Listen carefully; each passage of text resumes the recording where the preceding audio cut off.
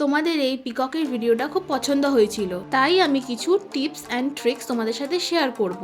এর জন্য একটুকু স্কিপ না করে পুরো ভিডিওটা কিন্তু দেখতে হবে। তার সাথে একটা খুব সুন্দর গল্প, কেন কৃষ্ণ ঠাকুরের মাথায় সবসময় পালক গোজা থাকে। তাহলে চলো গল্পটা স্টার্ট করি। যখন শ্রীরাম, মা সীতা আর লক্ষ্মণ যখন বনবাসে চলে যায়, তারপর একদিনকে তাদের প্রচণ্ড জল তেষ্টা পায়, কিন্তু তারা জল কোথাও খুঁজে পাননি। তখন তারা অনেক খুঁজে জল না পেয়ে প্রকৃতির কাছে প্রার্থনা করেন। তখনই ওরা একটা ময়ূরকে দেখতে পায়। সেই ময়ূরটি তাদেরকে সাহায্য করে একটা জলাশয়ের কাছে নিয়ে যাওয়ার।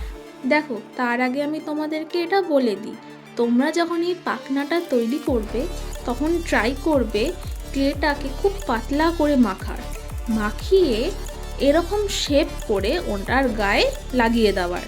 কিন্তু খুব সাবধানে, রোদে না শুকানো অবধি কিন্তু একদম রং করতে যাবে না, তাহলে কিন্তু এটা ভেঙে যাবে। শুকানোর আগে কিন্তু তোমরা যে কোনো ধরনের শেপ দিতেই পারো। আর দেখো, পাতা তোমরা অনেক রকম করে বানাতে পারো, কিন্তু ক্লে দিয়ে পাতা বানানোর সবথেকে মেন নিয়ম হচ্ছে ক্লেটাকে সবসময় পাতলা করে করার।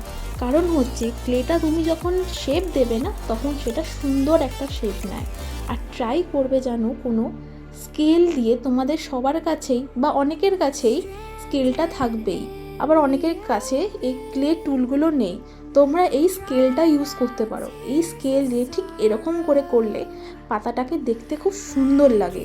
আর তোমাদের যদি ক্লেটা খুব পাতলা করে বেলা হয়, তাহলে এটা সুন্দর একটা যখন শেপ নিয়ে নেবে, যখন তোমরা এটা একটা জায়গায় করতে যাবে। তাহলে চলো আবার গল্পতে ফিরে আসা যাক।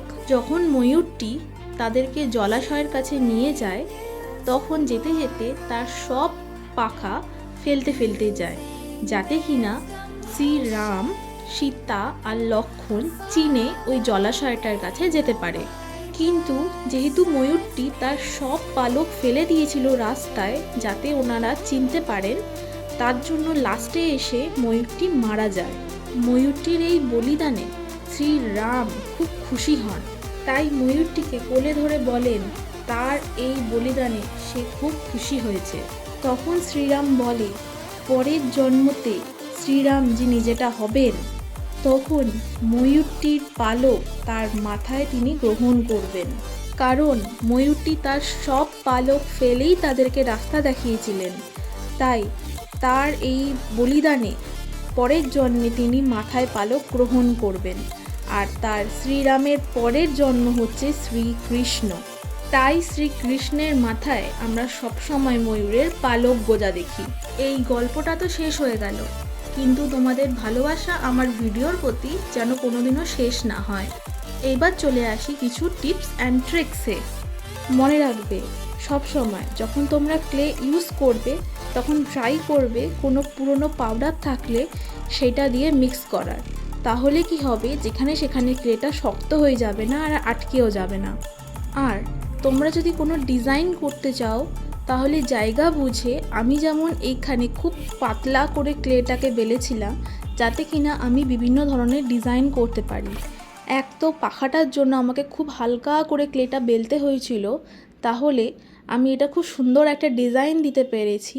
আর তার আগে যেহেতু আমি ছোট ছোট পাখাগুলো করে নিয়েছিলাম, তো আপনি এই বড় পাখাটা নিজস্ব ডিজাইন নিয়ে নিয়েছিল। তারপর এটাকে হাত দিয়ে খুব সুন্দর করে আমি আবার অন্যরকম শেপে করে দিয়েছি। দেখো, চোখ তোমরা অনেকেই করতে পারো না তুলি দিয়ে, তাই চোখ বানানোর সবথেকে বেস্ট উপায় হচ্ছে পেনের যে রিফিল থাকে, সেই রিফিলের যে পেছনটা, সেই পেছনটা দিয়ে গোল করে যদি তোমরা চোখের মধ্যে বসিয়ে দাও, তাহলে একটা খুব সুন্দর চোখের শেপ চলে আসে। ভিডিওটা পছন্দ হলে লাইক, কমেন্ট, শেয়ার, সাবস্ক্রাইব করে যেও কিন্তু। আর অবশ্যই কমেন্টে তোমরা জানিও আর তোমরা কি কি ভিডিও দেখতে চাও।